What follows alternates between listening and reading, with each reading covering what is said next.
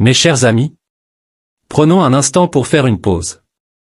Regardez autour de vous, mais pas seulement avec vos yeux, regardez avec votre esprit. Avez-vous déjà ressenti cette sensation indescriptible, ce sentiment qu'une force plus grande est à l'œuvre en vous, qu'elle veille sur vous? Un amour si profond, si divin, qu'il semble que le ciel lui-même tente de vous atteindre. Laissez-moi vous dire quelque chose d'étonnant, en ce moment précis, le Saint-Esprit est plus proche de vous que vous ne pouvez l'imaginer.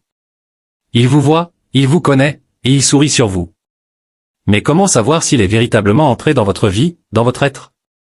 Il existe des signes, cachés, profonds et transformateurs, qui révèlent son œuvre. Ce ne sont pas de simples sensations ni des coïncidences. Ce sont les empreintes du divin qui remodèlent votre âme. Aujourd'hui, je vais vous dévoiler 4 signes secrets indiquant que le Saint-Esprit est en vous, vous transformant de l'intérieur de façon que vous n'aviez peut-être jamais perçue. Avant de commencer, je vous invite à vous abonner à cette chaîne et à partager ce message avec une personne qui en a besoin.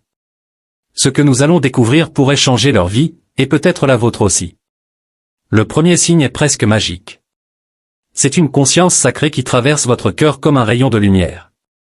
Vous commencez soudainement à voir votre vie, vos actions, à travers les yeux de Dieu. Les choses que vous ignoriez auparavant, les pensées que vous justifiez, sont maintenant exposées. C'est comme si le Saint-Esprit vous disait doucement, « Mon enfant, ce n'est pas ce pourquoi tu as été créé. » Dans le psaume 139, 23-24, David prie. « Sonde-moi, ô Dieu, et connais mon cœur, éprouve-moi, et connais mes pensées. Regarde si je suis sur une mauvaise voie, et conduis-moi sur la voie de l'éternité. » Quand l'Esprit entre en vous, il fait exactement cela. Il sonde, il révèle, il convainc non pour vous condamner, mais pour vous éveiller. Avez-vous ressenti cela? Cette sainte gêne qui vous rapproche de la lumière? Ce n'est pas de la culpabilité, c'est son amour qui vous appelle à aller plus haut. Le deuxième signe vous laissera dans l'émerveillement, vos désirs commencent à changer. C'est inexplicable, surnaturel. Les choses que vous poursuiviez autrefois, l'argent, la reconnaissance, les plaisirs éphémères commencent à vous sembler vides. À leur place, un profond désir pour des choses éternelles émerge. Vous commencez à avoir faim de paix, de but, et d'une connexion avec Dieu. Dans Ézéchiel 36, 26, Dieu promet. Je vous donnerai un cœur nouveau, et je mettrai en vous un esprit nouveau, j'ôterai de votre corps le cœur de pierre, et je vous donnerai un cœur de chair. Cette transformation est à l'œuvre en vous. Ce n'est pas vous qui forcez ce changement, c'est l'Esprit qui murmure à votre âme, redéfinissant doucement votre essence même. Avez-vous remarqué ce désir croissant de servir, d'aimer, de vivre dans la vérité? C'est lui, le Saint-Esprit, qui vous façonne en la personne que vous étiez destiné à être. Et maintenant, un signe véritablement extraordinaire, quand le Saint-Esprit est en vous, l'impossible commence à se produire. Des relations que vous pensiez irréparables commencent à guérir. Une force insoupçonnée s'élève en vous dans vos moments les plus sombres. Une paix indescriptible et inébranlable inonde votre cœur, même au milieu des tempêtes de la vie. Jésus lui-même a dit dans Jean 14h27. Je vous laisse la paix, je vous donne ma paix. Je ne vous donne pas comme le monde donne. Que votre cœur ne se trouble point, et ne s'alarme point. N'ayez pas peur. Avez-vous déjà traversé une épreuve qui aurait dû vous écraser, mais, contre toute attente, vous avez trouvé la force de tenir bon? Ce n'est pas juste de la résilience. C'est l'Esprit en vous, qui vous guide, vous soutient, vous relève lorsque vous n'avez plus la force de vous tenir debout. Le monde peut ne pas comprendre cela, mais vous le ressentez, n'est-ce pas? Ce calme inexpliqué, cette certitude que vous ne marchez pas seul? C'est lui. Il est avec vous. Enfin, mes amis, voici le signe le plus merveilleux de tous. L'Esprit ne se contente pas de vous transformer, il commence à transformer ceux qui vous entourent. Sans même vous en rendre compte, votre présence change l'atmosphère. Les gens sont attirés vers vous, non pas à cause de qui vous êtes, mais à cause de celui qui est en vous. Ils voient une lumière, une joie, une paix qui ne viennent pas de ce monde. Vous devenez un vase, un reflet de la gloire de Dieu. Dans Matthieu 5h14, Jésus a dit. Vous êtes la lumière du monde. Une ville située sur une montagne ne peut être cachée. Cette lumière, c'est le Saint-Esprit qui brille à travers vous, touchant ceux qui sont dans les ténèbres, offrant de l'espoir à ceux qui sont fatigués. Avez-vous remarqué cela? Que les autres sont attirés par votre gentillesse, votre paix? Ce n'est pas votre œuvre, c'est l'Esprit qui vous utilise comme son instrument. Ces signes ne sont pas aléatoires. Ils sont divins. Ce sont le Saint-Esprit qui agit en vous, vous façonnant, vous guidant, vous préparant pour une vie de but et de mission. Il vous voit, il vous connaît, et il sourit sur vous. Réjouissez-vous de l'œuvre magnifique qu'il réalise en vous. Imaginez ceci, le Saint-Esprit entre dans les recoins silencieux de votre âme, et soudain, la lumière du ciel illumine des endroits dont vous ignoriez même qu'ils étaient obscurs. Ce n'est pas juste une prise de conscience superficielle. C'est comme être vu avec des yeux divins qui pénètrent directement dans votre cœur. Chaque pensée cachée, chaque excuse murmurée, chaque choix que vous pensiez inaperçu est mis en lumière.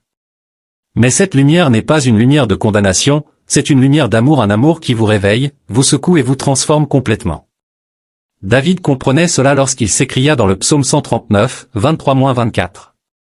Sonde-moi, ô Dieu, et connais mon cœur, éprouve-moi, et connais mes pensées. Regarde si je suis sur une mauvaise voie, et conduis-moi sur la voie de l'éternité. Ces mots ne naissaient pas de la peur, mais de la soumission, une soumission à l'œuvre du Saint-Esprit qui dévoile ce que nous cachons souvent, même à nous-mêmes. Quand le Saint-Esprit entre en vous, c'est comme s'il murmurait. Je te vois, mon enfant. Chaque partie de toi. Je vois le bon, le brisé, les choses que tu as essayé d'enfouir. Mais je ne suis pas ici pour juger, je suis ici pour racheter. Cette sainte conviction ne ressemble pas à de la culpabilité. La culpabilité vous pousse à la honte, mais la conviction, elle vous élève vers l'espoir. C'est cette voix inimitable qui dit. Ce n'est pas pour cela que tu as été créé. J'ai quelque chose de mieux pour toi. Avez-vous déjà été au milieu d'une décision et soudain ressenti une pause dans votre esprit? Ce n'est pas votre conscience. C'est le Saint-Esprit qui vous arrête doucement, vous redirige, vous appelle à choisir le chemin le plus élevé. Et pourtant, sa présence n'est ni dure ni accusatrice. Elle est tendre, comme l'étreinte d'un parent guidant un enfant loin du danger. Pensez Y, pourquoi Dieu, le Créateur de l'univers, prendrait-il tant de soin à sonder votre cœur? Parce qu'il voit ce que vous êtes destiné à être. Il voit la beauté, la puissance, le but qu'il a placé en vous. Et lorsqu'il illumine vos failles, ce n'est pas juste pour les exposer, c'est pour les guérir. Lorsque vous ressentez cette conviction, ne vous détournez pas. C'est l'Esprit qui agit en vous, qui vous appelle à la transformation, à l'amour, à une vie remplie de sens et de lumière. Le Dieu vivant agit en vous, vous façonnant en la personne que vous avez été créé pour être. C'est bouleversant, c'est humble, et c'est profondément saint. Et à cet instant, le ciel sourit, car vous marchez dans la lumière de la transformation. Imaginez vous réveiller un jour et réaliser que les choses qui vous enthousiasmaient autrefois vous semblent désormais totalement vides. Les poursuites qui consumaient votre énergie, les plaisirs éphémères dans lesquels vous pensiez trouver le bonheur, perdent soudain leur emprise sur votre cœur. Cela peut sembler choquant, voire déconcertant, comme si quelqu'un avait silencieusement réorganisé les meubles de votre âme. Cette personne, c'est le Saint-Esprit. Et il ne se contente pas de modifier la surface, il vous transforme de l'intérieur. Dans Ézéchiel 36, 26, Dieu déclare, « Je vous donnerai un cœur nouveau et je mettrai en vous un esprit nouveau, j'ôterai de votre corps le cœur de pierre et je vous donnerai un cœur de chair. » Ce n'est pas une métaphore, c'est une promesse, une opération divine où le Saint-Esprit intervient et commence à reconfigurer vos désirs. Il prend le cœur endurci par le péché, engourdi par le bruit du monde, et lui insuffle la vie, le rendant tendre et réceptif à Dieu. Vous pourriez ne pas remarquer ce changement au début. Un jour, vous courez après la reconnaissance, l'argent ou le pouvoir, et puis, presque inexplicablement, vous vous surprenez à aspirer à quelque chose de plus profond, quelque chose d'éternel. L'attrait du succès matériel s'estompe, et à sa place naît une fin de paix, de vérité, d'un but qui dépasse la tombe. Ce n'est pas votre œuvre, c'est l'Esprit qui agit en vous, murmurant à votre âme, il y a plus. Approche-toi. C'est comme si l'Esprit levait un voile dont vous ignoriez l'existence. Ce qui semblait autrefois satisfaisant se révèle vide. Les fêtes, les promotions, les louanges ne vous comblent plus. Au lieu de cela, votre esprit commence à désirer l'Éternel. Vous commencez à aspirer à des moments de prière, non par obligation, mais parce que vous désirez entendre la voix de Dieu. Vous trouvez de la joie à servir les autres, non pour la reconnaissance, mais parce que cela vous rapproche de son cœur. Cette transformation est rien de moins qu'un miracle. Le monde ne la comprendra pas. Il pourrait questionner pourquoi vos priorités ont changé, pourquoi vous ne poursuivez plus les mêmes choses. Mais vous saurez que l'Esprit agit en vous, alignant vos désirs avec le battement du cœur du ciel. Et dans cet alignement, vous découvrez la version la plus authentique de vous-même, celle que Dieu avait prévue depuis le début. Imaginez-vous au milieu d'une tempête, les vents hurlent, les vagues se brisent, le chaos règne autour de vous. Selon toute logique, vous devriez être terrifié, accablé, prêt à vous effondrer. Mais au lieu de cela, il y a quelque chose d'inexpliqué en vous, la paix. Pas le genre fragile qui dépend de circonstances calmes, mais une paix profonde et inébranlable, comme un lac tranquille caché dans votre âme. Cette paix est l'œuvre du Saint-Esprit, vous ancrant dans la présence de Dieu. Jésus lui-même a promis ce don dans Jean 14h27, « Je vous laisse la paix, je vous donne ma paix. Je ne vous donne pas comme le monde donne.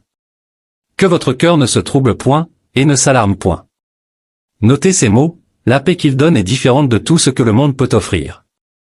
La paix du monde disparaît dès que la vie devient difficile, mais sa paix persiste, peu importe la violence de la tempête.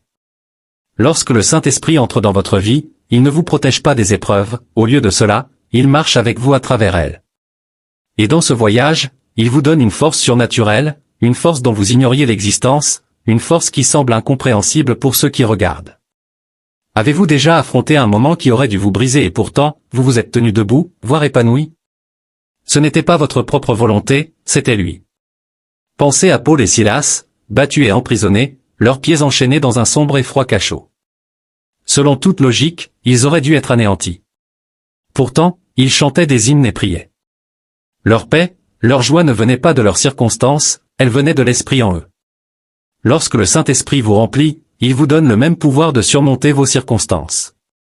Cette force et cette paix ne sont pas réservées aux grands moments héroïques, elles apparaissent aussi dans les épreuves quotidiennes, les longues journées de travail, les nuits blanches à s'inquiéter pour un être cher, les cœurs brisés qui menacent de vous consumer. L'Esprit murmure, « Tu n'es pas seul. Je suis là. » Et alors que vous vous appuyez sur lui, vous sentez son pouvoir soutenant. La tempête peut ne pas disparaître, mais vous la traverserez sans être touché par la peur, porté par une paix qui laisse le monde stupéfait. C'est la promesse de l'Esprit, être votre force, votre calme, votre refuge, quoi qu'il arrive.